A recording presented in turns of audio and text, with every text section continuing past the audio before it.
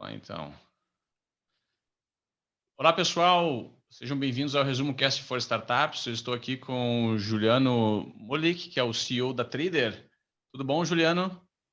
Opa, tudo bem, Gustavo? Prazer aí participar junto com vocês. Seja bem-vindo. E os demais todos são as nossas startups do Move-19, que é o programa de aceleração do Resumo Cast de 2021. E hoje o Juliano vai compartilhar com a gente um pouco do modelo de negócios aí do case da Trader. Então, deixa eu passar a palavra direto aí para o Juliano, se apresenta e pode iniciar. Certo, Gustavo, mais uma vez, então agradeço aí a participação, é sempre um prazer contar um pouco da minha história, um pouco da história do Trader e como a gente chegou até aqui, né? Nós somos uma empresa aí que tem pouco mais de 5 anos de existência e a minha intenção aqui é falar um pouco da nossa trajetória, contar desde a ideia, como a gente deu esses primeiros passos, né? Para tentar fazer com que o pessoal aí que está iniciando, né, continue errando, porque eu acho que o erro faz parte do aprendizado, mas erre em coisas diferentes, né? Que eu acho que errar com os erros dos outros é muito melhor, né?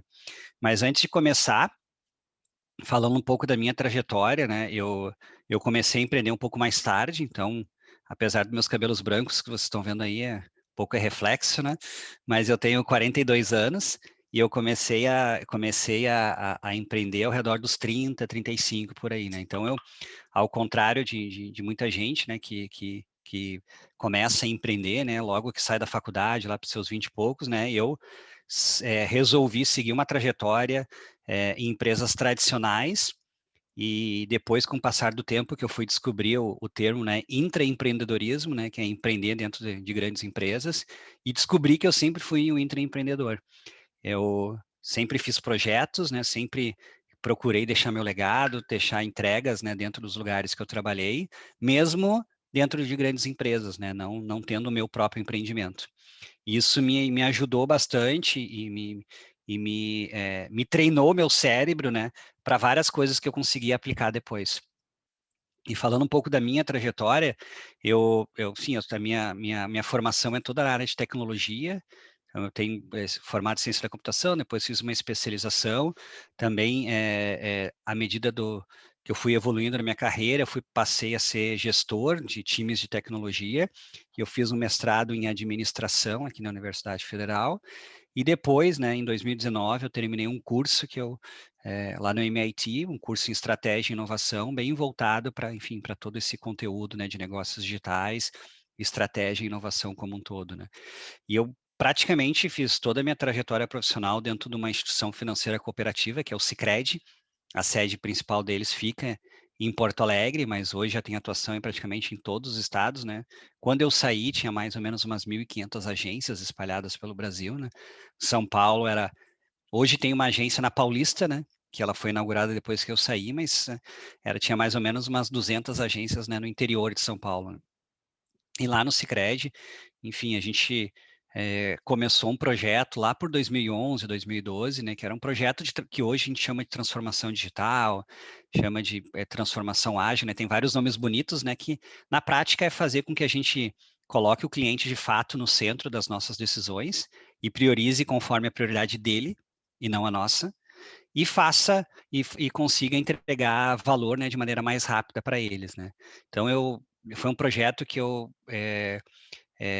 tive um certo protagonismo, né, junto com duas ou três pessoas no Sicredi, onde a gente discutiu metodologia, discutiu gestão de pessoas, discutiu ferramentas, e com isso eu tive a oportunidade aí de viajar ao mundo, conhecer outros bancos digitais, outros bancos, outros projetos, né, de conta digital aí espalhados pelo mundo.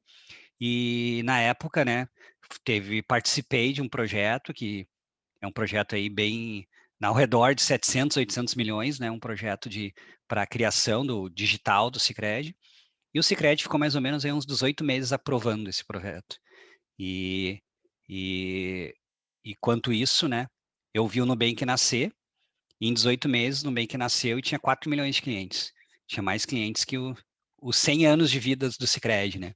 E aquilo para mim, como profissional, né, como carreira, deu aquele estalo.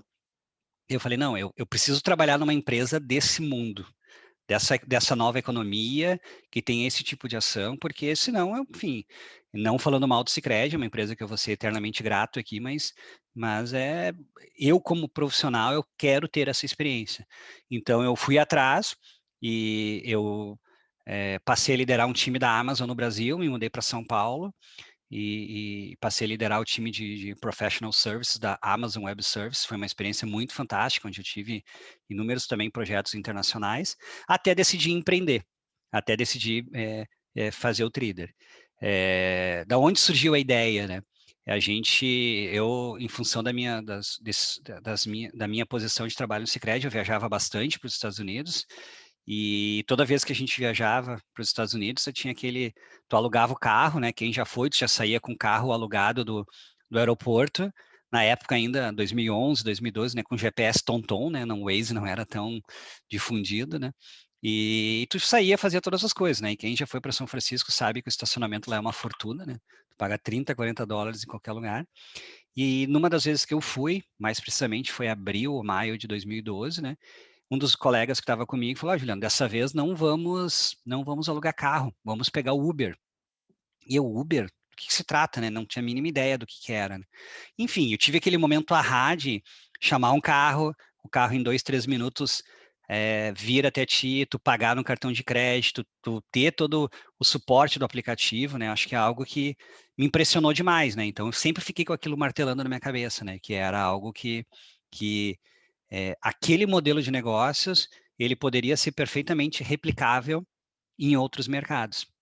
E aí, na sequência disso, enfim, eu fiz tudo, a gente ficou lá cerca de 10 dias em São Francisco e eu tenho a vaga, como já faz tempo, né, tem aí a vaga lembrança, né, que ficou mais barato, né, a gente fez tudo que tinha que fazer, teve um momento for fun lá de ir para outlet, comprar as coisas, e a gente fez de tudo e ficou mais barato, né, do que a gente tivesse ficado o tempo todo com o carro alugado, né. Para quem não lembra, né, o Uber se popularizou no Brasil em 2015, eu estou falando de 2012. Então a gente acha que faz muito tempo, né? Faz pouco mais de 6 anos que o Uber que toda essa febre, né, de carros particulares tem no Brasil. E, e isso começou muito antes lá, né? Na sequência disso, eu tive que fazer uma reforma na minha casa. E quem já fez reforma em casa, que sabe que tu nunca termina uma obra, né? Tu abandona ela porque tu acaba, infelizmente, esse mercado acaba tendo uma série de problemas e não é nenhum preconceito, é muito mais o comportamento observado durante esse período. As pessoas têm dificuldade de horário, têm dificuldade de cumprir prazo, têm dificuldade, muitas vezes ele te liga às 9 dizendo, vou me atrasar, só que ele já está atrasado porque o horário combinado era às 8. E ele chega no horário às 9, assim como se nada tivesse acontecido, assim, tipo, dá graças a Deus que eu estou aqui. Então é um comportamento assim que são pessoas extremamente ocupadas, né, e otimistas, né, muitas vezes eles acham que vão atravessar São Paulo em 5 minutos, e a gente sabe que não é o que vai acontecer, né. E com isso, né, e aí com base também na minha experiência de Amazon, na minha escola Amazon, né, que acho que todo mundo aqui que já teve alguma experiência na Amazon, sabe que a Amazon, ele não é o site mais bonito esteticamente, mas ele é um site muito funcional. Tu se acha muito fácil dentro dele. Tu compra, tu recompra, eles te oferecem produto, né? E tem várias tendências, né? Que pelo fato, né, da obsessão pelo cliente que eles têm, e eu vivi isso lá dentro, né? Tudo aquilo que tu vê por fora é por dentro também, né? É algo que faz, né? Te direciona internamente para aquilo lá não é o natural, tá, gente? Assim, tem muito processo e muito método de trabalho para a gente ter aqueles entregáveis, né, que a gente vê dentro na Amazon, né? Então, pensando nisso, né, quando eu tive essa experiência, né, eu procurei, obviamente, plataformas digitais, porque quando tu vai para outros mercados, tu vê quando tu entra para pensa alimentação, vem de imediato na cabeça iFood, Uber Eats e mais vários regionais.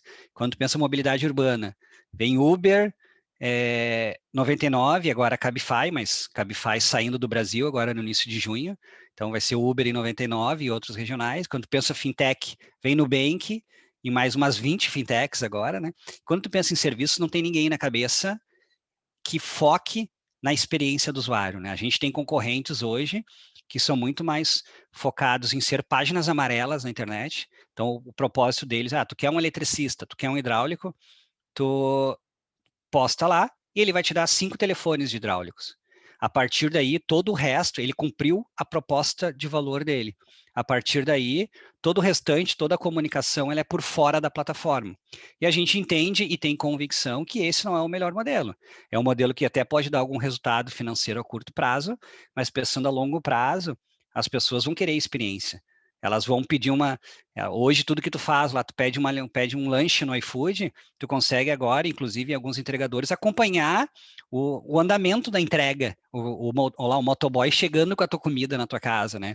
Então, fora isso, né, tu consegue reclamar depois se veio frio, se veio gelado, se foi, enfim, não estava bom alguma coisa. Então, assim, tu tem uma plataforma por trás que vai te dar um suporte perante isso, né? Diferente quando é uma proposta de páginas amarelas que o cara te deu o telefone.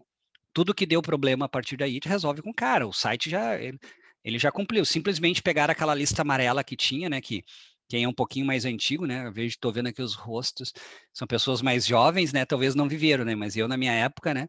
Tinha aquelas páginas, aquele livrão, né? Daquela telelista, né? Que ficava ali na mesinha do telefone, né? Quando tinha telefone fixo em casa, né? Porque hoje a pessoa nem tem mais, né?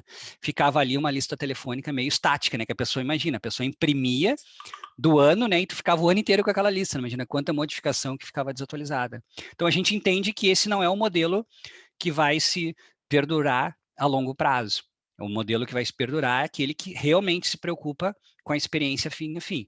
E aí, daí que veio o Trader. Então a gente montou um marketplace onde a gente tem uma preocupação fim a fim, onde a gente faz o pedido dentro da plataforma, tu encontra esses profissionais dentro da plataforma, tu negocia com ele dentro da plataforma, tu faz o pagamento por ele dentro da plataforma, e mais do que isso, né? Qualquer tipo de problema que aconteça dentro da plataforma, tu reclama na plataforma. Tu não vai reclamar direto para o profissional, né? Então, isso a gente entende que a gente fecha o escopo completo. A gente fecha uma experiência que ela é equivalente a esses outros mercados onde o consumidor final está acostumado dessa forma. Então, a gente entende que a gente vai ter muito menos fricção. É fácil? Não é fácil. A gente trabalha aqui 14, 15 horas por dia para fazer isso acontecer, mas não é, mas a gente entende que esse é o futuro. Então, a gente está tentando, a gente está no momento que eu vou passar ali mais para frente, é justamente de expansão nacional, onde a gente está abrindo cidade atrás de cidade, mas a gente entende que a gente está no momento onde a nossa proposta de valor ela já foi validada e ela já foi. A gente tem feedbacks bem positivos nela. Como é que a gente começa, né? Então, o cliente, ele, através da plataforma, como eu falei para vocês, eu tenho uma veia muito forte de design, né, de produtos. Então, a nossa avó hoje usa o WhatsApp, a nossa avó hoje está no Instagram, e ela não leu o manual de instruções do Instagram ou do WhatsApp, né? Ela usou porque é muito intuitivo. Então, para ser intuitivo, como eu falei, assim, ela não é por acaso, né? Tem técnica por trás para que isso seja dessa forma. Então, a gente tem uma veia muito forte disso. Então, hoje, tu tem mais de 50 serviços conectados aqui na plataforma, e é muito fácil de tu achar ele. Então, vou dar um exemplo, tu quer pedir qualquer tipo de serviço aqui dentro, quer pedir uma instalação de ar-condicionado, ele vai começar a te fazer aquelas mesmas perguntas que os profissionais te fariam no telefone. Ele vai te perguntar, quantos BTU o ar-condicionado? É no andar térreo ou no andar superior? Qual é a distância da condensadora e da evaporadora? A instalação elétrica está pronta? Então, são as mesmas perguntas que ele te faria no telefone, a gente coloca aqui. E o que a gente fez? A gente montou aqui um motor de perguntas e respostas, e a gente faz dinâmicas com cada profissional para eles definirem quais são as perguntas e respostas que eles acham que é importante para ele dar o orçamento. Então, assim, isso é bem... A gente não tira da nossa cabeça porque quem presta o serviço são eles. Então, tem serviço aqui que é 6 perguntas, que é 7 perguntas, que é 8 perguntas, vai depender de cada um deles, né? A partir daí, esse pedido ele é encaminhado através de uma série de regras de negócio, baseado em geolocalização, avaliações, perfil do profissional, né? E tu começa a receber esses orçamentos. E tu consegue comparar tanto qualitativamente quanto quantitativamente aqui o valor do orçamento, quanto as avaliações, né? Então a gente já tem profissionais, né? Como nós dissemos em Porto Alegre, a gente tem profissionais aqui em Porto Alegre que tem mais de 1000 avaliações 5 estrelas. E não é a gente que está dizendo. Isso é outros clientes de Porto Alegre que estão dizendo. Em São Paulo, por exemplo, a gente já tem vários profissionais com mais de 250 avaliações 5 estrelas. Então isso esse método, né, de reviews na internet é algo que pegou demais, né? Então, tem muita gente aí que compra lá uma TV fisicamente no shopping, mas antes de comprar a TV, ele ficou 2 dias pesquisando os reviews na internet, né, para ver se aquela TV é melhor, né, em detrimento a outras opções de mercado, né? A gente também aqui coloca fotos profissionais, desenha o perfil do profissional, então tudo coisas que a gente foi descobrindo através da nossa validação como um todo. E os clientes, obviamente, né, conseguem comparar suas avaliações, né, com os outros, né? E aqui um ponto bem importante, né? Então, todos os profissionais da plataforma, a gente checa antecedentes criminais da Polícia Federal, da Polícia Civil de todos os estados, checa se ele tem mandato de prisão ativo, se ele está na lista de terrorismo internacional, e se tem casos e andamentos relacionados à violência contra a mulher e contra a criança no TRF 1, 2, 3, 4 e 5. Então, a gente faz tudo isso automaticamente. Então, todos os profissionais que estão na base, eles passaram por esse background checkings, que a gente descobriu que era super importante, né? À medida que a gente foi conversar com clientes, a gente fez protótipo, a gente era meio receoso de falar sobre isso, né? Mas à medida que a gente foi falar com clientes na rua, eu lembro de uma das entrevistas, né, que eu ia pessoalmente, né, falar sobre isso, e as pessoas falaram assim, eu lembro de uma menina falando, olha, acabei de me separar, tenho um filho pequeno, e toda vez que eu precisava de alguma coisa, eu tinha que ficar incomodando meu pai ou amigos, né? Se eu soubesse que vocês faziam tudo isso, eu já teria contratado vocês. E aí a gente percebeu que a nossa abordagem de comunicação não informava isso adequadamente, onde a gente colocou isso mais fortemente. Então a gente só descobriu isso porque a gente foi falar com o cliente. Se a gente tivesse sentado com a bunda no escritório, né, a gente não teria essas informações.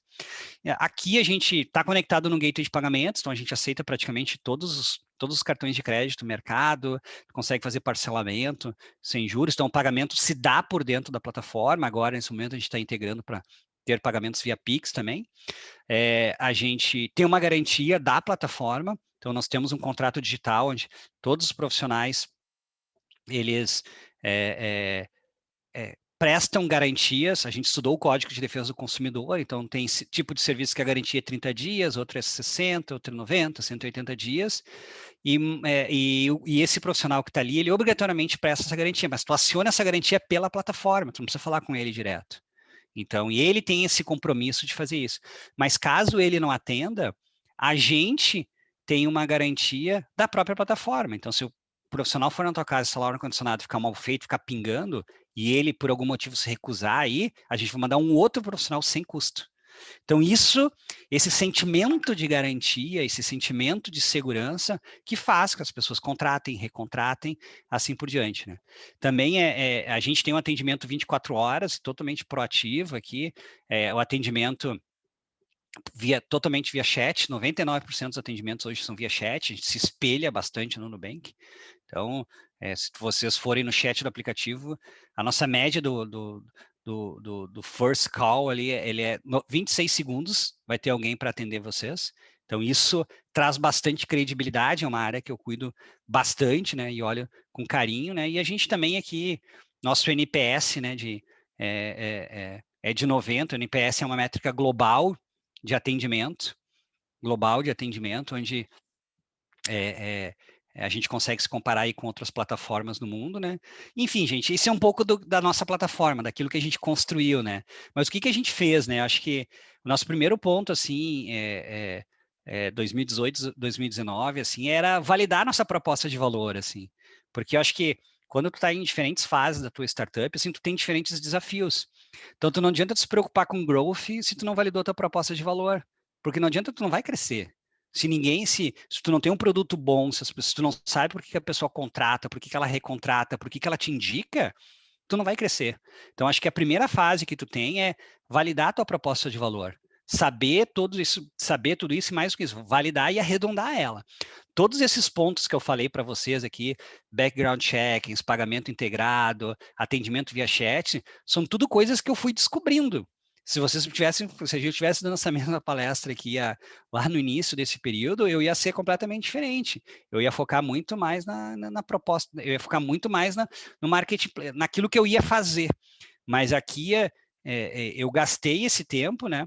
Eu gastei esse tempo para validar essa proposta de valor. Cara, 2 anos é bastante tempo, mas eu não sabia. Hoje, talvez eu valide um produto em 6 meses, com todos os aprendizados que eu tive, com tudo que eu fiz, né, com tudo que eu tive. Mas naquele momento, eu tinha pouco dinheiro, tinha pouca gente trabalhando comigo, Mas hoje, com o aprendizado que eu tenho, né, eu queria ter uma conversa comigo mesmo, né, há uns anos atrás, né, mas hoje não tem essa possibilidade, né.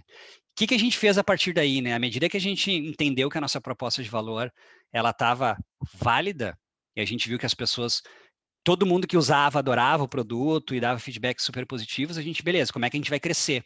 Quais são os nossos canais de aquisição? Por onde que a gente vai crescer, né? E acho que nesse momento, assim, acho que tem muita gente aqui que tem muito mentor aqui que acaba sendo mentor de coisa que nunca fez. E eu procurei aqui conversar com pessoas, assim, acabei sendo bem cara de pau, falando com gente do iFood, com gente do Rappi, com gente, enfim, outras plataformas fora do Brasil, para tentar falar com pessoas que realmente fez, assim. E o que eu percebi, né? Porque assim, ó, o que serviu para eles não serve para mim. O que serviu para mim não vai servir para vocês. Eu acho que o principal ponto aqui é o mindset. Cada um de vocês, eu não tenho os detalhes aqui, acho que depois, durante a apresentação, durante as perguntas e respostas, eu posso ter um pouco mais de detalhes. Cada um de vocês tem que descobrir qual é o seu canal de aquisição. E como é que descobre isso? Testando. Então, a gente, no meu mercado aqui, que é um marketplace onde a gente tem diarista, eletricista, hidráulico, pintor. Até pouco tempo, não sei na região de vocês, mas eu tinha plaquinha com eletricista e o celular em poste. Então, a gente não poderia fazer uma disrupção tão grande, assim, tinha que fazer uma certa educação no mercado.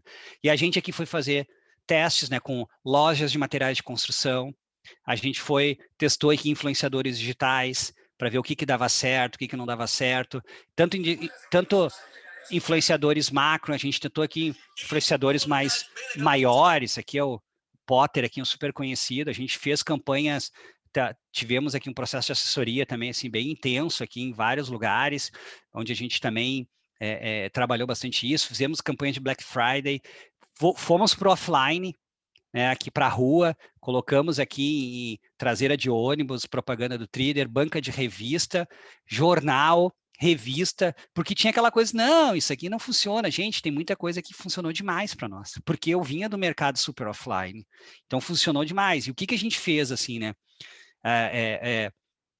O que a gente fez, né? Até então, nesse meio tempo, nós fomos procurados por um fundo de investimentos chamado Enai Ventures. É um fundo de investimentos aqui de Porto Alegre, para vocês saberem.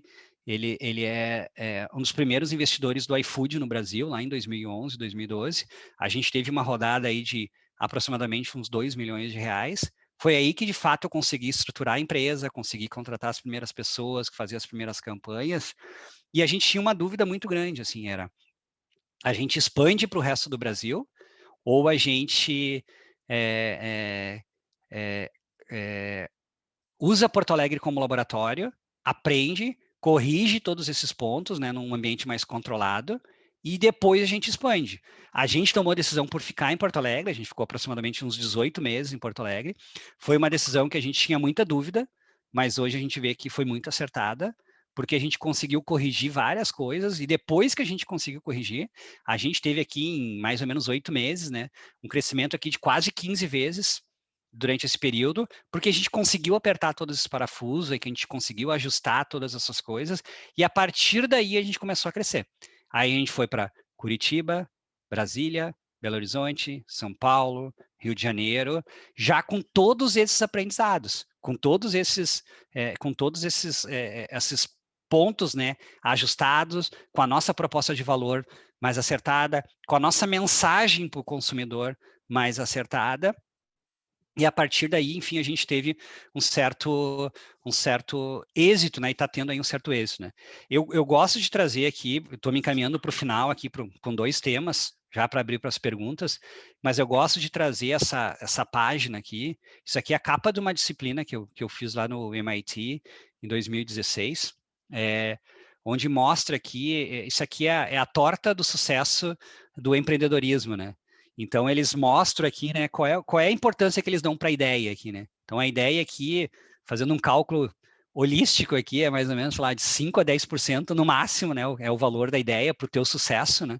5 a 10%, se nós estivesse aqui num evento presencial, aqui tivesse cerveja, vinho, a gente ia sair daqui com umas 50 ideias. Mas o grande diferencial não é a ideia em si, né? Não adianta agora eu vim aqui falar, eu tive a ideia do Facebook, tive a ideia de uma rede social. Tá, mas tu fez? Tu colocou teu dinheiro pessoal nisso? Tu pediu demissão e tá se dedicando nisso? Tá convencendo outras pessoas para se engajar contigo? Não, então não faz diferença nenhuma. Não adianta nada, assim, a ideia ela vale um cafezinho, não mais que isso. E qual é o grande diferencial, assim, é o time. Primeiro, né, olha, a gente está vendo aqui a maior fatia é o time. Quem é que vai estar junto contigo? Quem que vai estar empreendendo junto contigo, né? Quem que vai estar ali? Porque a gente, no início, geralmente no início, pelo menos foi assim comigo, né? A gente tem pouco dinheiro. A gente tem muito pouco dinheiro. E então a gente precisa dividir, a gente precisa ter outras pessoas, eu preciso ter um grupo multidisciplinar, e assim, eu vejo que as startups que mais dão certo, quando tu olha para o grupo de fundadores inicial, tu tem uma pessoa assim, esse cara aqui é o de tecnologia, esse aqui é o de marketing, essa aqui é de CFO, assim por diante, tu tem essa divisão natural. Porque se tu tem 4 caras de tecnologia, 4 pessoas de tecnologia, a discussão é quem vai ser o CTO, porque os 4 querem ser, entendeu? Aí tu perde foco, tu perde aceleração nesse início, porque acaba tendo uma discussão assim muito mais simplista, né? Em determinado momento, né? Então, e aí depois a importância da execução. Então, a execução tem que ter, obviamente, uma execução quase que perfeita, né? E aí, se tu tem um time bom, tu vai ter uma execução perfeita.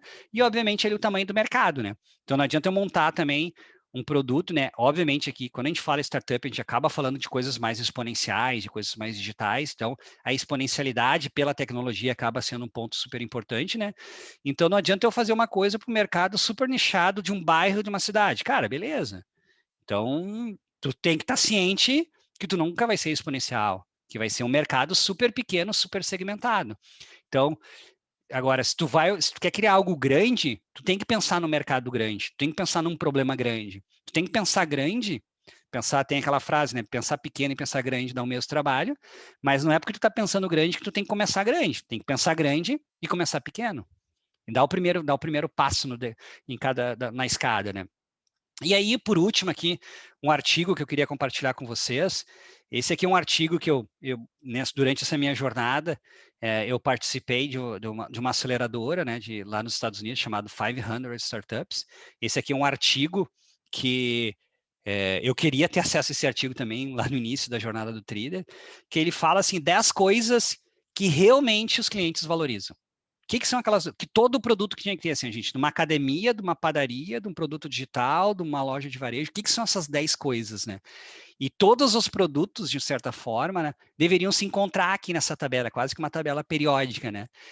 Eu tenho esse artigo, depois eu compartilho com vocês aí na sequência, né, que eu acho que ele é super importante, né? E o que são essas 10 coisas, né? O primeiro dela aqui, essas coisas, né, são valores funcionais, né? O que teu produto vai ter? Ele vai economizar tempo? Ele vai simplificar? Ele vai fazer dinheiro? Ele vai reduzir risco? Ele vai organizar alguma coisa? Ele vai integrar? Ele vai conectar? Ele vai reduzir esforço? Ele vai evitar incomodação? Reduzir custo? Aumentar a qualidade? Aumentar a variedade? Aqui ele vai melhorar aqui sensor appeal, vai melhorar o gosto, o cheiro, o olfato, enfim, vai informar alguém de alguma forma. O que ele vai fazer? Então pensa todos os produtos de vocês, o que disso aqui ele vai entregar? O que mais? Aí vai para os valores mais emocionais. Ele vai reduzir a ansiedade, ele vai te trazer aquele sentimento de recompensa, ele vai te dar nostalgia, ele vai te prover aquele sentimento assim de design, né, de enfim que tu tá fazendo algo que é cool, que é legal, vai trazer o teu sentimento aqui, badge value, aquelas medalhinhas, né, que vai te demonstrar as tuas conquistas, né, para os outros, e aí vai, gente, saúde, bem-estar, terapêutico, alegria aqui, enfim, diversão e assim por diante. Até para ir para aquele sentimento, para aqueles valores, né, que são life change, né, ou seja, vai prover esperança, vai prover aquele sentimento, né, de realização pessoal, motivação, né, assim por diante, e até o último, né, que é impacto social. Ou seja, tu tá ajudando outras pessoas com isso, né? E eu acho que o que cada um de vocês, e o que eu sempre falo, assim, quando eu tô falando com outras startups, o que vocês vão entregar? O que vocês vão entregar? Vocês têm que ter isso muito claro aqui.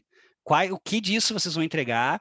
O que disso vocês vão ter de reconhecimento para para o produto de vocês, porque se vocês não tiverem isso muito claro, né, assim, na verdade, assim, vocês tendo isso muito claro, pode ter certeza que ele vai ajudar aí o time de comunicação de vocês a divulgar melhor o serviço. O que que ele vai estar clara qual é a proposta de valor, o que que ele vai entregar, porque o que eu mais vejo, assim, quando eu estou fazendo mentorias de algumas startups, assim, o que que tu vai fazer? Vou criar um app. Tá, mas um app que vai fazer o quê?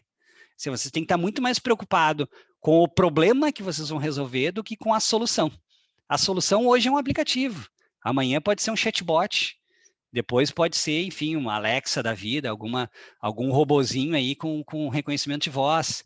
Então, a solução ela vai variar conforme a tecnologia, mas o problema, ele é igual. É igual. O problema, ele continua, ele tem que ser o mesmo, e é onde vocês têm que se apaixonar. Eu vejo muita gente começando pelo modo errado. A gente construir app hoje é caro, não é uma coisa barata, é uma coisa super cara, porque não é só a construção inicial, é a manutenção. Hoje, para manter um app legal, cool, é 40, 50 mil reais por mês. No mínimo, porque tu tem que ter um PO, tu tem que ter um designer, tem que ter 2, 3 devs, tem que ter alguém de deploy automatizado, tem que ter todas as pessoas ali para manter isso. E tu ter isso no início, tu pode muitas vezes resolver o teu problema com um grupo de WhatsApp, com um grupo de Telegram no início, tu tá validando a tua ideia. E só que para tu conseguir ter isso muito claro, tu precisa ter esses valores, tu precisa ter isso muito mais claro, né, para cada um deles. Bom, gente, assim, eu não quero ser de longe, né? Eu não quero ser o dono da verdade. Isso aqui que eu falei para vocês um pouco da minha história. Tomara que talvez alguns pontinhos aqui seja de grande ajuda aí para vocês.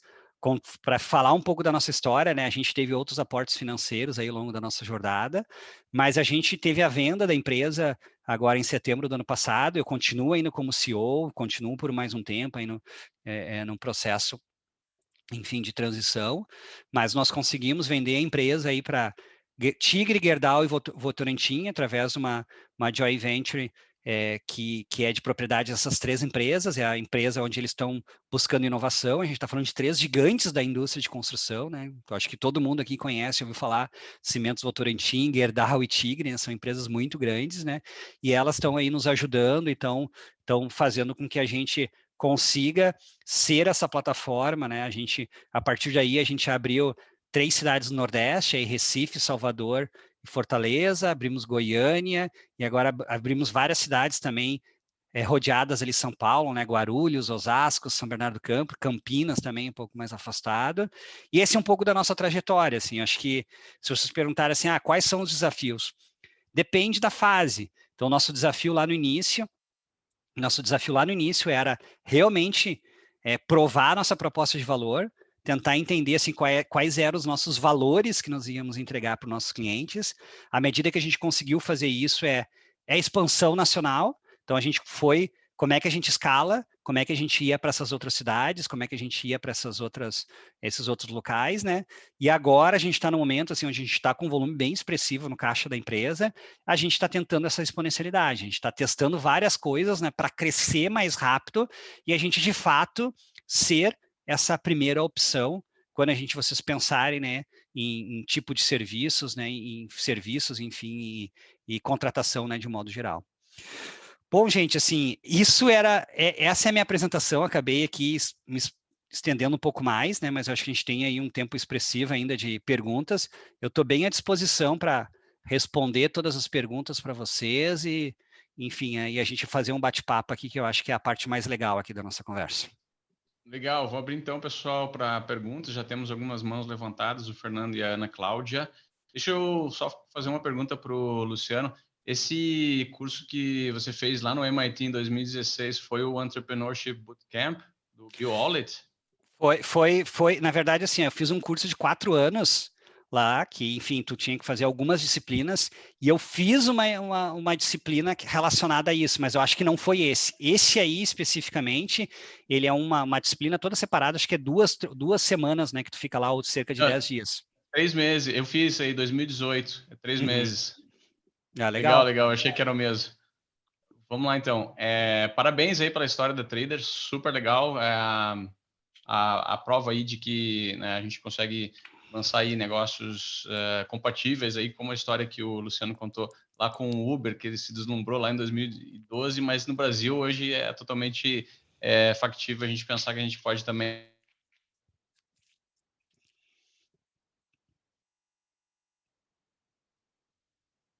resolver problemas de segmentos de consumidores hoje em dia. Então, deixa eu chamar aqui, eu não sei quem foi o primeiro levantou a mão, eu vou chamar Acho o que na Fernando, ordem foi a depois a Ana. Ana, o Ricardo e Camila e o Bernard. Acho que foi a Ana, né? Vamos lá, então, Ana. Sim, a minha pergunta, primeiro, parabéns aí, né, pela trajetória. E a minha pergunta é, quando você teve a ideia, certo? No início da execução, você focou primeiro onde? No fornecedor, no prestador de serviço? Ou você foi procurar pessoas, algum MVP que validasse a ideia se elas contratariam esse tipo de serviço através de uma plataforma? Qual foi o pontapé inicial para atrair as pessoas para dentro da plataforma? Olha, assim, Ana, eu cometi erros nesse momento, né? Estou falando de 5 anos ou mais, um pouquinho mais para trás, né? Quando a gente fala de marketplace, né, tem essa dúvida, né, de qual lado que eu priorizo primeiro, né? Então, hoje, com a experiência que eu tenho, assim, para mim é muito simples isso, assim, eu acho que independente do tipo de marketplace que tu vai montar, eu acho que o primeiro passo que tu tem que ter é trabalhar ao lado do supply, né? Ao lado de quem vai prestar esse tipo de serviço. Então, se tu vai abrir, por exemplo, nós estamos abrindo agora Recife, Salvador e Fortaleza. Então, eu tenho que ter um tempo de captação. Hoje, para nós, é um tempo de ao redor de 30 a 45 dias. A gente consegue fazer uma captação mínima, né, desse supply em qualquer cidade que a gente venha expandir a partir de agora. Mas à medida que esse supply já está definido e já está organizado, tu tem que começar imediatamente com campanhas para clientes, para trazer clientes para a plataforma, porque senão o que acontece? Esse supply que tu validou, que tu foi atrás, ele desengaja rapidão na plataforma, porque ele vai falar, nossa, baixei o aplicativo, fiz treinamento, estou aqui, mas ninguém me contrata. Ninguém está aqui. Então, essas coisas, elas têm que estar muito bem sincronizadas. A gente errou isso muito lá no início, mas hoje a gente já está mais organizado, até porque a boa parte das nossas campanhas, né, de atração de clientes são digitais, então eu já tenho criativo pronto, eu já tenho como eu faço isso no Instagram, como eu faço isso no Facebook, como eu faço isso no Google, Bing, assim por diante, eu já tenho tudo isso pronto. Então é mais ou menos assim, ó, é um cockpit do avião, assim, ó, fico apertando, ligando e desligando. Desligo aqui, ligo lá, assim por diante. Mas lá atrás a gente errou bastante. Então errou o quê? A gente captou o profissional, e demorou muito tempo para levar cliente. Então, a gente perdeu profissionais, teve que recaptar de novo, assim por diante. Então, hoje, a gente está mais ligado de como fazer isso e ter esse certo sincronismo, né, dos dois lados. Ao mesmo tempo, assim, tu não pode começar pelo cliente, mas essa é a minha humilde opinião. Porque se tu começar pelo cliente, tu vai fazer captação pelo cliente, e tu vai fazer, na verdade, tentar conquistar o cliente, e aí ele vai vai fazer um pedido na plataforma, vai querer usar o teu produto e não tem nenhum profissional lá. Então, assim, muito mais difícil do que conquistar um cliente é reconquistar um cliente. Ele já vai sair falando mal de ti, porque tu vai estar ali, fiz um pedido e ninguém me respondeu. Então, eu não sei, assim, talvez tenha pessoas diferentes, assim, mas eu não sei como os outros fazem, mas é assim que a gente está fazendo. Legal. Obrigada. Obrigado, Luciano. Vamos ver então o Fernando. Opa, bom dia. Vai lá, Fernando. Juliana, muito legal a trajetória. Queria fazer duas perguntas, na verdade, bem rápidas. A primeira, qual a importância da assessoria? A Ana aí está com você na apresentação, né, se isso é para qualquer estágio. E como é essa comunicação multicanais? E dentro dos canais você também tem diferenças, né, entre prestadores de serviço de camadas diferentes, a comunicação talvez seja diferente. Como foi a estruturação dessa comunicação com o público e com os fornecedores ao mesmo tempo? E como você trabalha essa diversidade na comunicação com pessoas de diversos segmentos diferentes? Sim. É difícil, sim, Fernando. Acho que são pontos bem importantes, né? Eu não sou da área de marketing, mas, enfim, acabei nesses últimos 5 anos estudando bastante. A assessoria para nós, ela é um canal de aquisição assim, super importante, ela funciona muito bem, né? Se ela está conectado com o restante da estratégia, né? E eu acho que só tem que cuidar o momento, assim. A gente foi ter assessoria talvez um ano e meio depois. Porque também, assim, se tu começa uma divulgação muito rápida, assim, tu pode queimar o produto, né? Porque tu não vai estar pronto o suficiente. Eu sou contra, mas também aqui, minha opinião pessoal, né? Juliano Murlick, vai ter várias opiniões por aí. Eu sou contra, assim, eu vejo muito empreendedor por aí fazendo muito mais marketing pessoal do que da própria empresa. Eu, particularmente, olho assim, quando tu vê uma empresa aí onde o CEO, o fundador, aparece muito mais do que o próprio negócio, alguma coisa está errada. Tu olha ali, geralmente o negócio não está indo bem, o cara está tentando fazer marketing pessoal para a próxima empresa que ele vai criar. E a gente tem N exemplos disso, N exemplos disso. Então, eu acho que o foco, assim, óbvio que a gente sabe, né, nesse processo, né, geralmente o jornalista pede um coach do fundador, de alguém daquela área importante, faz parte da linha editorial ali, tu ter depoimentos, né, então acho que tem que participar, fotos, como a gente viu aqui no meu material, faz parte, né, mas eu acho que tem que ter um balanço muito grande, assim, o foco é divulgar a empresa, e aí onde vai estar dinheiro, aí onde que tu vai ganhar dinheiro, né, só que eu faria e recomendo fazer isso à medida que tu já tem algum indício, né, que teu produto está funcionando, né, que tu já está tendo uma atração mínima ali, porque senão tu pode queimar o produto. Esse é o número 1. E o número 2, assim, como é que a gente resolveu essa comunicação, né? Então, hoje a gente tem redatores específicos para cada lado. Então, eu tenho uma pessoa de comunicação que ela é especialista no negócio profissional, e eu tenho uma pessoa de redação que é especialista no negócio cliente. Elas são da mesma área, elas se comunicam, elas conversam, elas fazem parte de uma estratégia única de comunicação, uma identidade verbal única, mas cada uma tem o seu nicho. Hoje a gente já tem mais ou menos umas 90 pessoas no time, né? O time já é bem grande. Então a gente já conseguiu, tem mais ou menos umas 12 ou 13 pessoas já de comunicação e marketing. Então a gente conseguiu já especializar essa comunicação. Mas lá atrás não tinha muito, né? Quando a gente era pequenininho, tinha pouca gente, a gente tinha uma pessoa só e ela fazia tudo. Ela tinha que se virar nos 30. Quando ia se comunicar com o cliente, ela se comunicava com o linguajar do cliente. Quando ela se comunicava com o profissional, se comunicava com o linguajar do profissional. Sensacional, obrigado. Na Legal. próxima, acho que quem que é aí o próximo? Eu não lembro quem é que era o próximo, mas a gente vai chamar todo mundo aqui. Deixa eu pegar aleatoriamente, então. Deixa eu ver o Bernardo, David. Vai lá, Bernardo. Opa, tudo bom, pessoal? Juliano, parabéns também pela sua trajetória. Juliano, eu tenho também 2 perguntas. Na verdade, uma você acabou respondendo ali para a Ana, né, que foi aquela questão de quem que a gente foca primeiro, né, se são os fornecedores de serviço ou se são os clientes. A gente está exatamente nesse dilema agora na plataforma, né? A gente tem uma plataforma de jogos online, de campeonato de jogos online, e a nossa crise justamente é essa. E aí você até falou que hoje você já passou por toda essa fase, né, toda essa dúvida. Hoje, para você, é claro que tem que ser primeiro o fornecedor de serviço e depois o cliente. E a minha outra pergunta era o seguinte, você fez a venda da sua empresa, porém você continua como CEO. Da forma como você falou, eu entendo que daqui a um tempo pode ser que você não seja mais o CEO, né? Você está aí, deve ter feito um contrato, por enquanto você é o CEO. Mas deixa eu te fazer uma pergunta. Você não, como é que ficou assim na sua cabeça essa questão de vou levar minha empresa até o IPO, vou fazer a venda dela e vou sair totalmente? Como é que fica a cabeça do empreendedor nesse momento que você teve toda essa trajetória, toda essa luta, de repente você se vê sem aquela empresa, não te dá uma balançada? Isso, é que na verdade, assim, Bernardo, eu continuo sócio da empresa, tá? Então, obviamente, eles têm o controle da empresa, mas eu continuo com ações da empresa e eu acho que essas são decisões, né, bem super difíceis, né, de a gente ter, né? A gente está falando aqui de 3 grandes da indústria, né? Estamos falando de Tigre, Gerdau e Votorantim. Então, às vezes, assim, o que é melhor a gente ser, assim, é melhor ser dono de um Fusquinha ou de 10% da fábrica da Ferrari. Então, se tu for ver agora, a gente olha aí vou dar um exemplo, né? O Mark Zuckerberg, quanto que vale o Facebook? Quem olhou a última vez, eles estão quase chegando a $1 trilhão, mas vale 800 ou 900 bilhões de dólares. Isso vale o Facebook. Aí fala assim, qual é a fortuna do Mark Zuckerberg? Ele tem 90, tem 110 bi. Então, fazendo uma matemática rápida, quantos por cento ele tem? 10, 12% do Facebook. Entendeu? Então, à medida que tu entra para esse jogo de aportes financeiros, cara, dificilmente tu tem o controle da empresa. A gente pode pegar aqui N exemplos.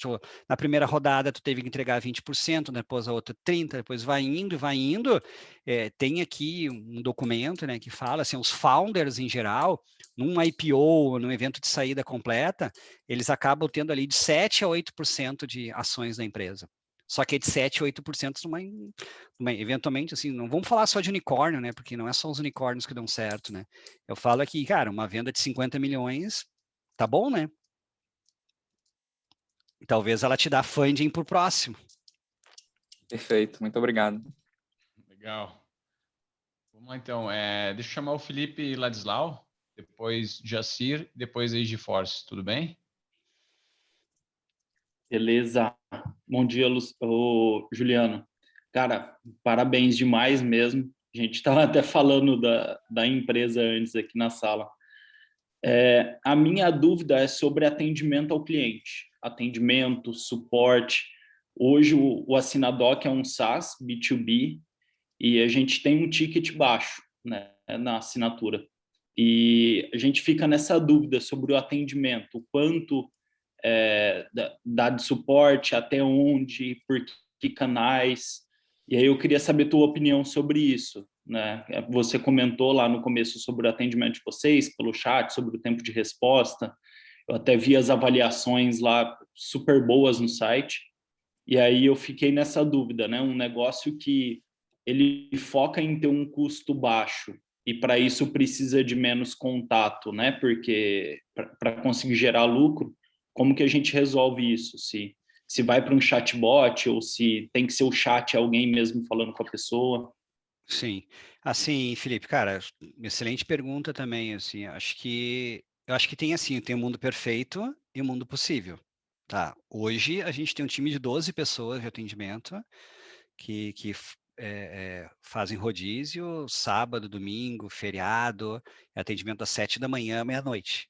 Então, hoje, isso é possível fazer. Mas o que a gente fez, assim, para nós, tendo em vista que o nosso foco era a experiência do usuário, era prestar um bom atendimento, o atendimento para nós era algo extremamente estratégico. Então, as pessoas que, apesar de ser uma plataforma digital, as pessoas gostam de saber que existem pessoas por trás da plataforma e que elas vão estar ali disponíveis para te ajudar caso tenha algum tipo de problema. Então, isso para mim é um mega diferencial. Por que o Nubank conseguiu tudo que ele conseguiu? Ele focou em duas coisas lá, pensa lá no MVP lá de 2012, 13 do Nubank. Ele focou em duas coisas. O atendimento, né, de todos os bancos que era um lixo, e o segundo era a anuidade de cartão, que ninguém quer pagar a anuidade do cartão, né? Todo mundo liga lá no momento da anuidade, vou cancelar o cartão o atendente em 30 segundos. Beleza, então eu vou isentar a sua anuidade desse ano. Cara, porque já não isenta de vez, entendeu? Então, a gente entende que o atendimento é algo diferencial. Só que, como tu mesmo falou, ele tem um custo alto. Não é uma coisa simples de fazer. O que a gente fez? A gente colocou uma ferramenta, então, existem várias ferramentas no mercado, por exemplo, a mais conhecida é Zendesk, e a gente usa Freshdesk, que é uma ferramenta indiana, que é a metade do preço, e que ela coloca um chat dentro do nosso aplicativo. Então, a pessoa tem dúvida ali a qualquer momento, tu vai ali e entra no chat e responde. Só que do lado do atendente aqui, eu consigo responder esse chat do desktop ou de um aplicativo do celular. Então, a gente tinha uma pessoa, que era uma das fundadoras, que ela era responsável pelo atendimento. Resumo, ela passava o tempo todo atendendo. De noite, de manhã, final de semana, sábado, domingo, sempre atendendo. E sempre estava ali como se fosse um WhatsApp, era o chat de atendimento, ela estava atendendo. E o que a gente conseguiu provar disso? Que o atendimento era um diferencial. Atendimento não era um site que as pessoas pediam e simplesmente era esquecida. Não, o fato boa parte dos nossos elogios não é porque a gente tem aqui a melhor tecnologia, não é porque é uma aplicação cloud native, não é isso. Cara, a gente entende disso, é uma aplicação super bem construída, mas não é esse o diferencial. A tecnologia ela é meio. O diferencial aqui está sendo a qualidade dos profissionais e o atendimento. Então, a gente conseguiu provar isso e depois a gente teve que encontrar formas de escalar aqui. Vou te dar um outro exemplo, né? O quinto andar. Todo mundo conhece o quinto andar aqui, imobiliária online, né? O que era um dos grandes problemas que ele resolveu? Ele resolveu, todo mundo que ia alugar aqui, quem já foi alugar um apartamento alguma vez, né, sabe que uma coisa mais constrangedora que tinha era pedir para alguém ser teu fiador, né? Se era teu amigo, acabava a amizade na hora, né? Porque, cara, tá pedindo pro cara assinar um documento que se tu não pagar, ele vai pagar para ti. Resumo é isso que é um fiador, né? Ou um familiar era uma coisa constrangedora. Cara, eles resolveram através do seguro-fiança. Então, eu já assisti mais de um podcast do André Penha, que é um dos founders lá do Quinto Andar, onde eles falam, cara, os primeiros 2 anos, o seguro-fiança dava prejuízo. Eu não pagava a conta, mas eu tentei por conta própria, eu tentei depois contratando uma seguradora, tentei isso. Mas o que eu percebi, né, que o seguro-fiança, o fato da pessoa não ter que ir atrás de um fiador, ele acelerava os aluguéis, acelerava a contratação dos aluguéis. Então, eu resolvi o problema. Depois eu fui transformar ele, viabilizar ele financeiramente e conseguiram depois, né? Então, acho que isso é um pouco do teu caso, assim. Eu acho que a Assinadoc, pelo que eu estou vendo pelo próprio nome, está dizendo, deve ser alguma plataforma de assinatura digital, certificado digital, de assinatura de documentos, enfim, tem várias concorrentes aí no mercado. Cara, o atendimento é algo fundamental. A pessoa vai ter problema, vai ter essa dificuldade, tem que ter um chatzinho ali, a pessoa ter e alguém responder. Agora, como vai viabilizar isso financeiramente? Não sei. Tem que olhar o teu preço, quando vê o teu preço está barato e comparado aos concorrentes, enfim, tem várias coisas para... Mas, assim, ó, o primeiro passo, eu não sei em que momento exato tu tá, mas lembra lá das fases que eu falei, assim, ó, tua primeira etapa é validar a proposta de valor. Cara, se tu precisa saber claramente o nível de atendimento que tu precisa ter para o teu produto ser bom. Então, mesmo que isso não pague a conta. Por isso que tem os fundos de Venture Capital. O que eles fazem? Eles aportam dinheiro no início da empresa, no momento que tu não está dando lucro, que teu foco não é ter lucro, para tu pagar essa conta até tu descobrir como viabilizar isso financeiramente. Não sei se eu te respondi, mas a resposta é muito mais com mindset aqui, com método, do que ser uma resposta exata do que tu perguntou. Não, tá ótimo. Ajudou bastante. Obrigado, Juliano. É fantástica essa colocação do Juliano. Os Venture Capitals, eles fazem uma aposta e eles arcam com o risco. E a possibilidade de os Venture Capitals adquirirem um ativo com um preço muito baixo é grande, mas o risco também de perder todo o dinheiro é grande deles também, né? Então, essa aposta é feita tanto na ideia, no negócio, quanto principalmente, como o Juliano falou várias vezes, no grupo de founders, né? Eu vou arriscar, eu vou apostar, mas eu tenho que sentir confiança em quem está executando, porque mesmo que a ideia não faça sentido agora, e não tem que fazer sentido agora, porque se fizesse seria muito óbvio, seria um negócio tradicional, não uma startup, mesmo que a ideia não fizesse sentido agora, o grupo de founders, aquela equipe chave, vai mudar essa ideia e vai transformar ela numa grande ideia. Então, obrigado aí por esse super insight aí, Juliano. Super legal. Super alinhado aí com o que a gente acredita aqui também. Deixa eu chamar o Jacir também, da Great Box, e depois a EasyForce. Tudo bem? Olá, Juliano. Bom dia. Primeiro, parabéns aí pela apresentação, muito bom. Tá?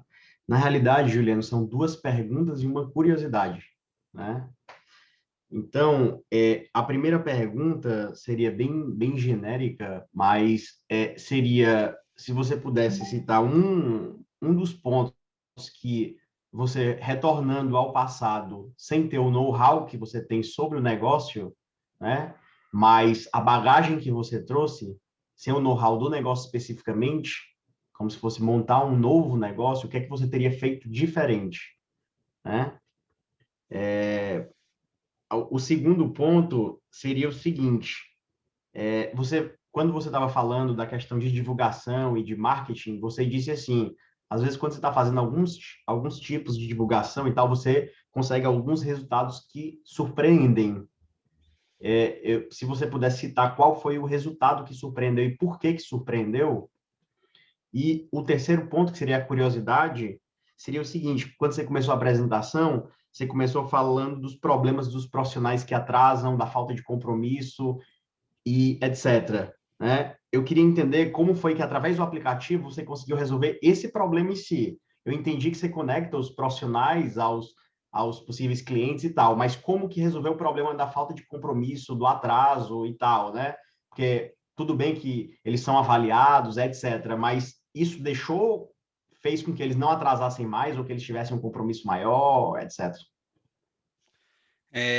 Desculpa, eu já esqueci da primeira pergunta, tá? Que eu fiquei muito focando na segunda. O que era a primeira mesmo? A primeira pergunta seria mais ou menos o seguinte: se você voltasse, né? Lembrei. É. Eu acho que assim, ó, duas coisas que eu faria diferente, assim, acho que assim, a gente, eu e os meus sócios, né, a gente conseguiu construir uma empresa, validar a proposta de valor, começar escalonamento e vender ela em 4 anos. Hoje eu tenho plena consciência que eu consigo fazer isso em menos tempo. Consigo talvez 2 anos. Olha o caso aí, a gente tem outros casos. Olha, por exemplo, a Loft, que é lá do Florian. Ele tinha a Print, montou a Print, que era, enfim, aquilo que hoje é super simples, né? Mas pensa 5 anos atrás, tu queria imprimir um arquivo, uma gráfica, tu entra no site web, fazer um upload do arquivo e ele te entregava o item impresso no teu escritório. Super óbvio, mas ele fez. Então ele fez, vendeu e montou a Loft, em 2 anos virou unicórnio. Então, hoje, eu não estou dizendo, vou montar um unicórnio, longe disso, né? Não tenho essa pretensão ou arrogância. Mas com o conhecimento que eu tenho hoje, eu consigo fazer coisas mais rápido.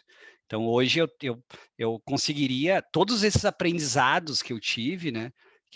Tanto de negociação, aporte financeiro, venda, deixaram algumas cicatrizes. Com certeza deixaram cicatrizes, né? Que eu não vou esquecer, com certeza. E um dos pontos, né, que eu vejo é essa questão a gente, querendo ou não, a gente tende a ser um pouco perfeccionista. Que só vou lançar no mercado quando tiver assim, o mais perfeito possível. Por que isso? Porque a gente vive no ambiente, acho que eu não sei o quanto de vocês aqui tiveram experiências em empresas tradicionais, mas essa cultura do erro, do aprendizado, ela não assim, é bonito em palestra, é muito bonito falando, mas quando tu vai para os ambientes corporativos, cara, isso é tragédia. Tu não tem espaço para errar. O erro ele não é visto com bons olhos. Então, assim, cara, tu teve esse projeto, tu errou, o cara, aquele lá, é quase que aquela coisa assim, tu encontra a pessoa no elevador, aquele ali que errou naquele projeto, que fez aquilo tudo errado. E isso, querendo ou não, quando tu não tem esse ambiente para tu errar, para tu experimentar, ele, de certa forma, ele é um contrassenso à inovação. Porque as pessoas não vão se arriscar, porque se errar é feio, elas só vão naquilo que elas têm certeza. E quando elas vão só naquilo que elas têm certeza, geralmente elas vão no básico. Então, hoje, o que eu vejo é que, mesmo eu na minha startup, o mundo é assim, de modo geral, né? O Brasil é assim, enfim, os nossos ambientes assim. Então, eu contratei muitas pessoas que eu demorei muito tempo para conseguir, a gente como empresa, ter esse mindset de testes. Cara, testa, tá certo, assim, porque muitas vezes, mais do que validar uma hipótese positiva, é bom validar uma hipótese negativa. Porque daí tu corta o orçamento, tira as pessoas dali e vai fazer outras coisas. Então, essa cultura, assim, de tu errar, de tu testar, de tu fazer essas coisas todas, cara, tu tem que ter desde o dia 1. Desde o dia 1. Esse é o número 1. Número 2, que eu acho que é importante também, é o foco não pode ser a tecnologia, e sim a solução e o problema, né? No que eu estou falando, assim?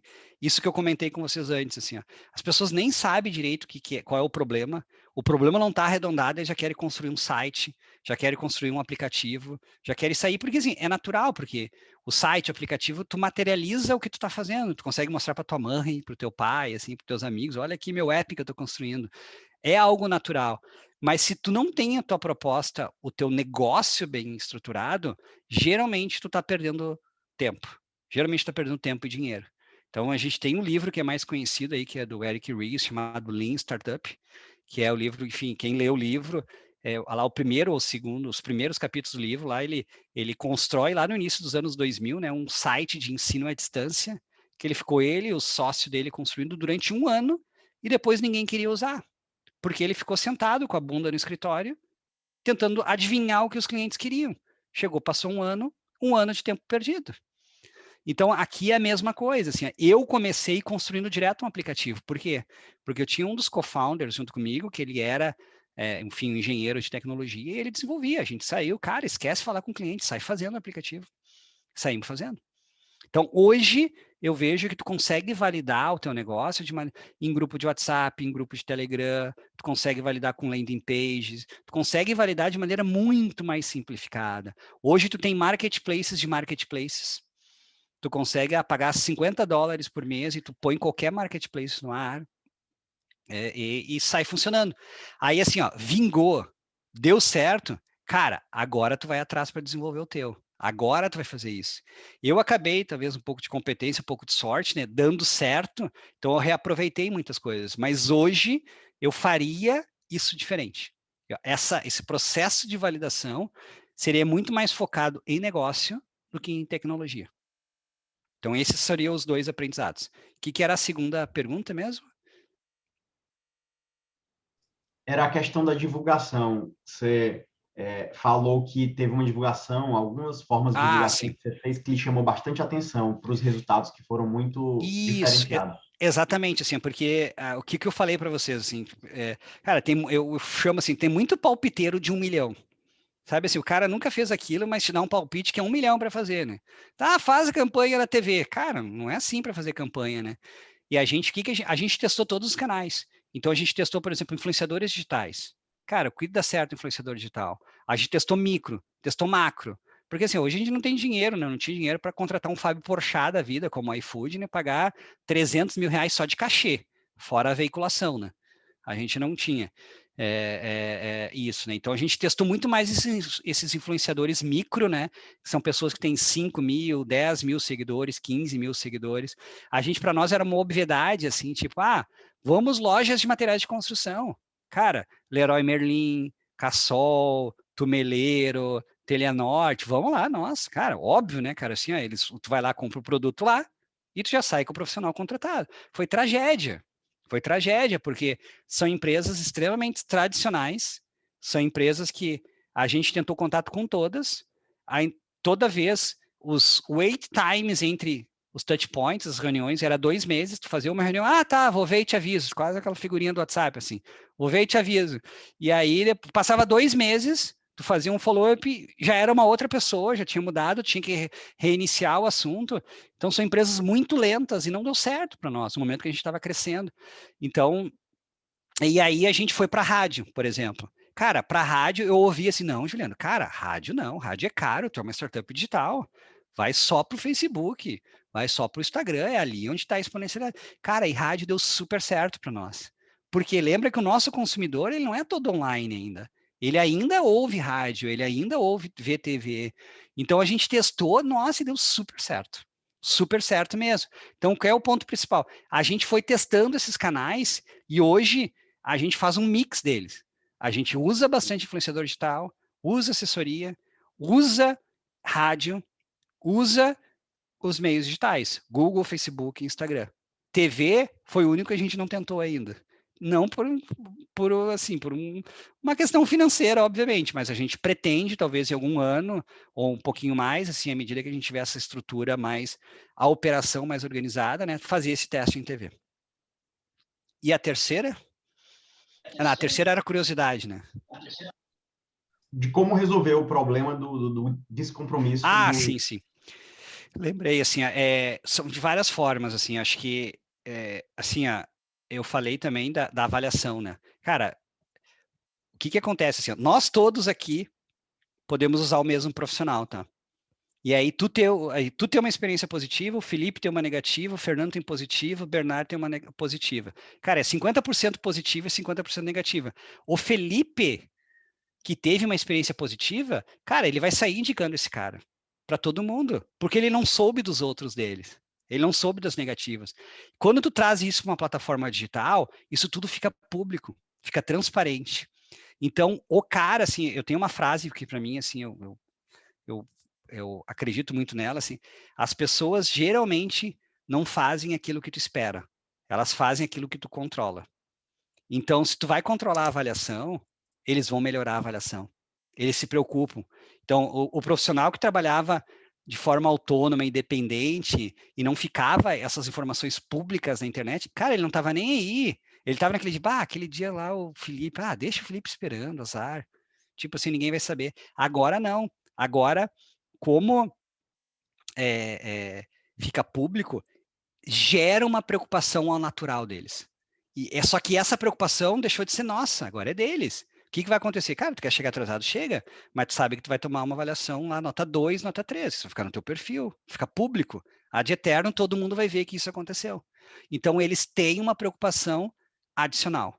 Assim, ó, real. Esse é o número 1. E é o número 2, assim, a gente está no momento, assim, tá no backlog uma funcionalidade, mas já falando para vocês, aí que eu falo do uso da tecnologia, né, e não a tecnologia pela tecnologia. A gente está implementando aqui o check-in. Então, assim, se o teu profissional tem um horário contigo às 9 da manhã, ele, quando chegar na tua casa, apesar de ser tudo digital, tem questões que são físicas, né, que, por exemplo, o teu endereço, tu tem uma geolocalização. Então, quando ele chegar perto da tua casa, para executar aquele serviço, ele vai ter que fazer um check-in. Ó, cheguei na casa do cliente. E aquele check-in vai bater com a data e hora do compromisso dele. Então, se ele chegar 10 vezes no horário, ele vai ter um badgezinho lá no perfil dele de pontual. Se ele chegar uma vez atrasado, ele perde e tem que fazer as 10 vezes de novo para lá. E assim, mas vai ter uma situação que ele vai se atrasar, que vai ter isso, vai ter aquilo. Cara, assim, o problema não é tu ter um imprevisto acontece. O problema é tu não recombinar. O problema é tu deixar o cliente esperando. Porque assim, tu não vai saber que tu vai se atrasar nos últimos 5 minutos. Geralmente tu sabe meia hora ou 1 hora de antecedência, geralmente. Então, se tu sabe com antecedência, tu vai ter que ir lá no aplicativo, pessoal, fulano, eu vou me atrasar, aconteceu um imprevisto tal, vamos recombinar para as 2, vamos recombinar para as 3, ou para um outro dia, caso o cliente não possa naquele turno. Então, se tu não recombinar, que é o problema. E hoje, eles não, como ninguém controlava, eles não recombinam. Então, aí que eu estou te dando assim, exemplos, né, de tecnologicamente de como a gente está resolvendo isso. Legal. Deixa eu passar aqui só para a gente seguir a dinâmica e dar oportunidade a outra startup. Deixa eu passar para o Ricardo e a Camila da EasyForce para fazer uma pergunta, questionamento. Se sobrar algum tempinho no final, aí a gente deixa uma mensagem final e fala mais um pouquinho sobre o modelo aí da Trader. Tudo bem? Vamos lá, então. Ricardo e Camila. Olá, Juliano. Olá, Juliano, tudo bem? Bom dia, parabéns pelo seu empreendimento. Nós somos da EasyForce, uma empresa que presta serviço de biossegurança. É interessante porque nós estamos no outro lado, né, da sua plataforma. Nosso foco é B2B. O seu eu já entendi que são pessoas conectadas para B2C, né? Mas nós precisaríamos, inclusive, foi bom esse workshop, porque nos deu esse insight que nós precisaríamos, né, de uma plataforma como a sua, que alavancaria os nossos processos de sistema de aquisição e tração. Embora o Trader preste serviços de limpeza agora, vocês ainda não incluíram outros tipos de serviço, outras demandas, que também há um grande mercado disso, até fotografia, ou até mesmo a biossegurança, sanitização em tempos de Covid, né? Como que são os planos para que vocês possam, se existem esses planos, de vocês conseguirem conquistar outros mercados, abrir os leques, né? Então, assim, na parte, são os clientes que procuram vocês ou vocês pré-estabelecem quais são os nichos que vocês têm para poder realmente oferecerem ao cliente, né? E outra coisa também, como, né, foi interessante que a gente pensou nisso, né, sobre páginas amarelas. Ô, pessoal, façam uma pergunta por vez para a gente poder segmentar aí as respostas, tudo bem? Então, qual é a primeira pergunta? Vamos fazer essa primeira pergunta. Olá, Camila, repete a pergunta. Sobre os leques de atendimento, de serviço que a Trader oferece, se vocês já estão fazendo um planejamento para ampliar esses leques. Sim, a plataforma que mais nos inspirou foi uma plataforma chamada Thumbtack nos Estados Unidos. Então, ela é a maior plataforma de serviços que existe, né? Então, eles têm aí quase 500 milhões de dólares de fundraising, incluindo aí Sequoia, que é o mesmo investidor do Nubank, e também Google Ventures, que assim, a gente sabe que o Google não coloca dinheiro em em negócios ruins, né? A maioria deles são negócios que prosperam bastante, né? E eles são uma plataforma que tem de tudo. Então, tu tem desde pintor, a vocalista, a fotógrafo, filmagem, garçom, assim por diante, professor particular, de várias coisas. Se vocês forem pegar até algumas matérias nossas de PR, a gente vai ter matéria de garçom, de cerimonialista, assim, porque a gente começou dessa forma lá atrás. A gente começou com uma plataforma super abrangente.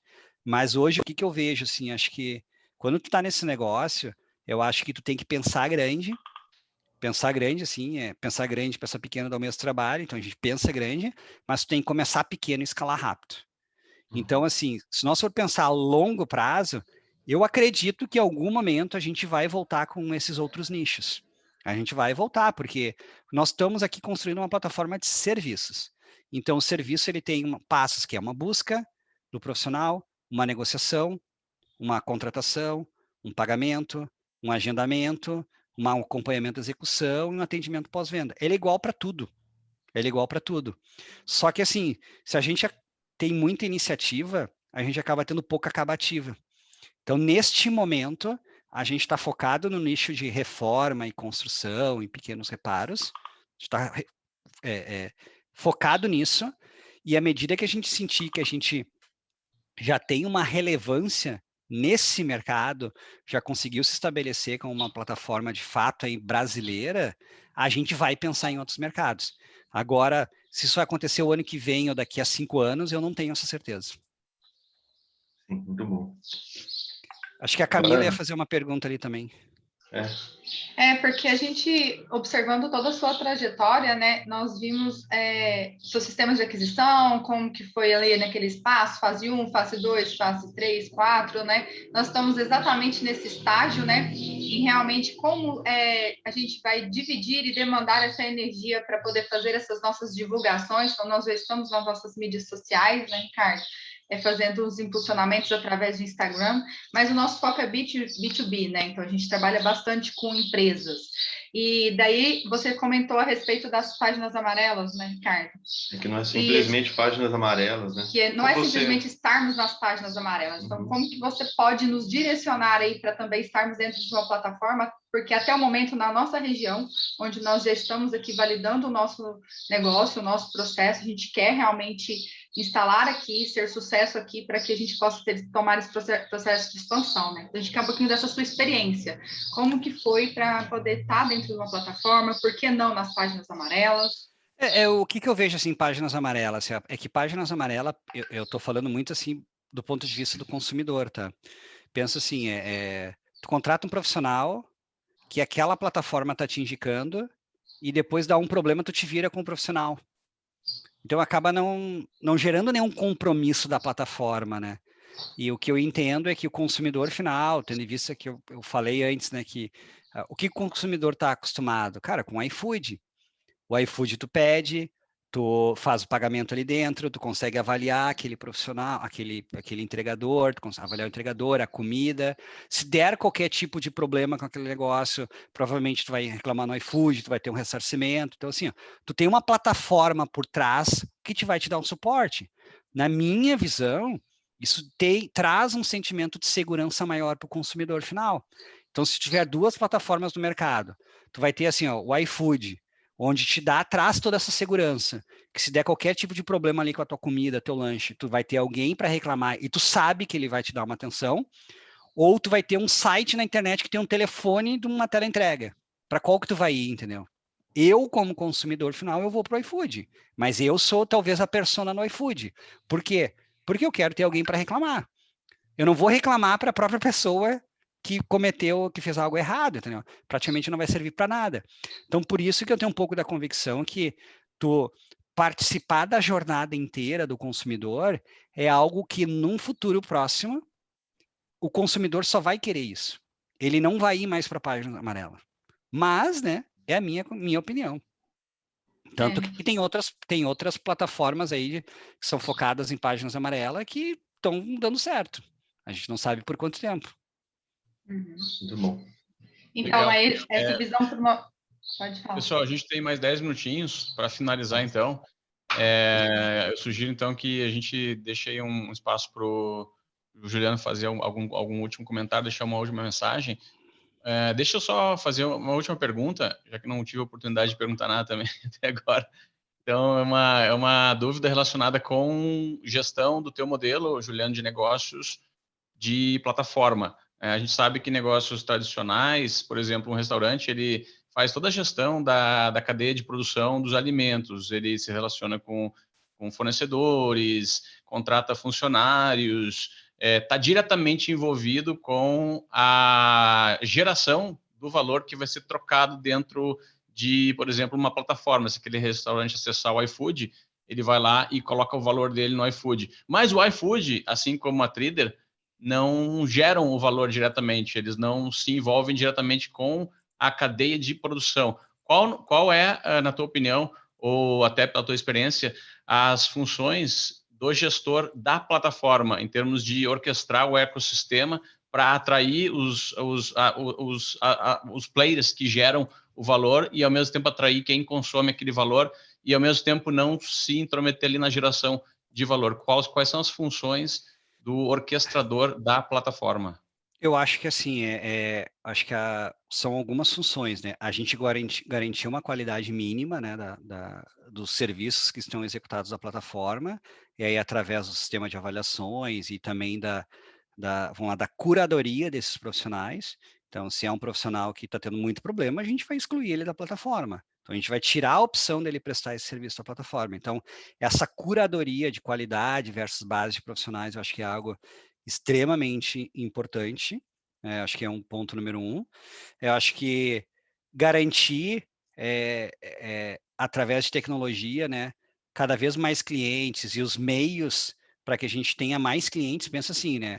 O que a gente está oferecendo de serviço para ele? Né? Em vez de o profissional especificamente investir em marketing, em vez dele ir para as redes sociais dele, para o site dele, cara, vem com a gente que eu faço isso por ti, te dou clientes. Então, eu preciso garantir, eu preciso ficar o tempo todo encontrando formas, né, de aumentar o nosso inbound, aumentar o nosso volume de clientes, né, mais pedidos através da plataforma. Né? E por último, assim, e não menos importante, né, aí falando um pouco de tecnologia, né, a gente também tem que disponibilizar novas funcionalidades tecnológicas, né, porque, querendo ou não, assim, a gente tem muitas evoluções tecnológicas que estão acontecendo ao mesmo tempo, né, e coisas chamadas de voz, enfim, uma série de coisas que, como eu falei antes, né, o consumidor está vendo isso em outras plataformas, a gente tem que disponibilizar isso para eles também. E com relação a preço, Gustavo, eu vejo que, assim, neste momento, a gente não está conseguindo ter uma interferência mais clara no preço. Mas eu vejo outras plataformas ao redor do mundo que já fazem isso, que já conseguem, pelo volume, ter uma definição de preço. O próprio Uber, né? O próprio Uber, ele define o valor do quilômetro rodado, né, na cidade, com base no custo de vida da cidade, preço, enfim, uma série de coisas. Eu não sei ainda se em algum momento a gente vai fazer isso, mas eu estou observando. Então, assim, a gente tem valor, a instalação de ar-condicionado em São Paulo custa R$400. Instalar uma torneira no Rio de Janeiro custa R$150. Eu não sei se em algum momento a gente vai fazer isso, mas eu vejo que existem outros marketplaces que estão. Então, eu estou atento a isso. Legal, a precificação dinâmica, né? Isso. Fala aí, então, Juliano, deixa a tua última mensagem e se quiser compartilhar alguns contatos aí para o pessoal entrar em contato, fica à vontade. Bom, gente, meu principal contato aí para questões profissionais, eu uso bastante o LinkedIn. Então, se quiserem aí mandar alguma pergunta adicional aí que ficou, algum ponto aí, só mandar ali direto. É bem fácil, Juliano Murlik, só digitar ali no LinkedIn. Vai ser fácil de me encontrar e fique à vontade aí de mandar algum questionamento, alguma coisa aí que a gente acaba, né, achando que 1h30 vai ser um tempão, né? E acaba passando super rápido, né? Acho que para mim aqui, pelo menos para mim, o bate-papo aqui é sempre muito bom, né? E o que eu vejo de mensagem final, gente, assim, acho que o primeiro ponto, assim, a gente acaba, assim, muito... tem muita palestra motivacional, assim, por trás. Não, acredita que vai dar certo, não sei o quê, blá, blá, blá. Cara, assim, o que eu vejo, assim, né? Eu acho que hoje as pessoas acham muito, assim, que montar uma startup é juntar uma galera trabalhando de bermuda e cerveja no final do dia. Cara, beleza, eu acho que sim. O espaço físico, né, coisa que a gente nem tem agora, né, em função da pandemia, eu acho que é algo que ajuda bastante, né, mas eu acho que para tu conseguir construir um produto que crie valor para alguém, tem muito método por trás. Então, esse método, né, de validar produto, de tu ter feedbacks dos teus clientes, tu ouvir o teu cliente, e a priorização não é a gente sentado com a bunda no escritório, né? É a gente perguntando para o cliente e vendo a viabilidade técnica e financeira de fazer isso internamente. Mas a voz tem que ser deles. Se a gente não conseguir, e aí eu falo mais uma vez, assim, é muito bonito isso em palestra, é muito bonito, mas é muito difícil de tu implementar isso internamente com o time, assim, porque eu mesmo tive inúmeras discussões internamente, né, de priorização entre, eu gosto disso, o outro gosta daquilo, o outro gosta daquilo. E aí o que nós vamos fazer? E muitas vezes não era o que o próprio cliente queria. Então, se vocês conseguirem ter esse mindset desde o início, eu acho que já é um grande passo, porque vocês vão conseguir rapidamente validar os produtos de vocês, e aí validando os produtos de vocês vão conseguir ir para o próximo passo. Porque validando, tu vai ter gente usando, tu vai conseguir achar outros co-founders, gente para trabalhar junto com vocês, tu vai conseguir achar investidor anjo, tu vai conseguir achar, eventualmente, aceleradoras por aí, rodadas de investimento. Acho que se você seguindo esse script, né, de validação, ou até mesmo, gente, e coisas que vamos lá, assim, não é nenhum demérito para ninguém, cara, ver que o projeto de vocês não é viável. Não é viável, ou seja, as pessoas não querem, é uma ideia muito legal, mas as pessoas não querem, ou ele não é viável financeiramente. E aí, o que vocês têm que fazer? Parar de perder tempo na vida de vocês e fazer outras coisas. Procurar o próximo projeto. E acho que aqui no Brasil, assim, a gente tem muito, né?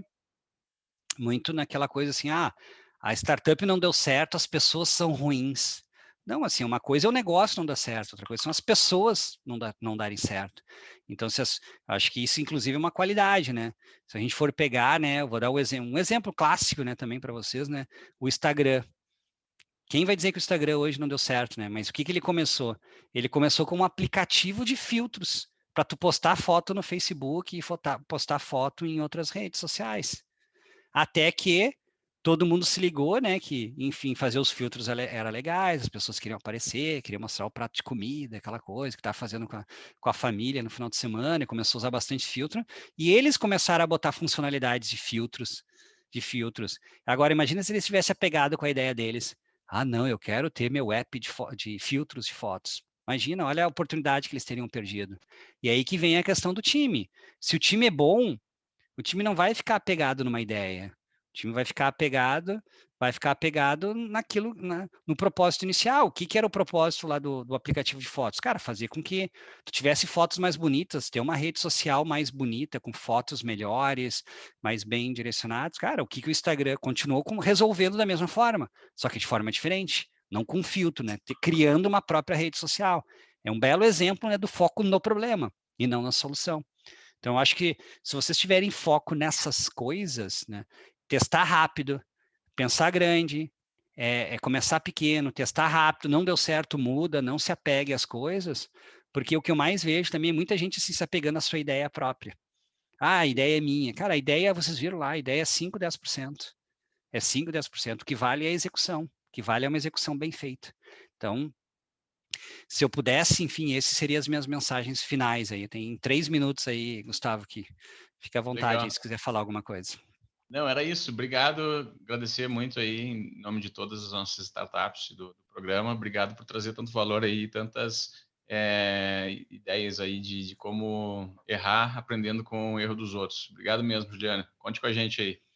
Valeu? Então tá, pessoal. Um abração, prazer em conhecer. E se quiserem mandar alguma pergunta, fica à vontade de mandar lá pelo LinkedIn. Um abração aí. Um abraço, valeu, pessoal. Gente. Obrigada, prazer. Abraço. Obrigada. Tchau, Ana. Tchau. Tchau.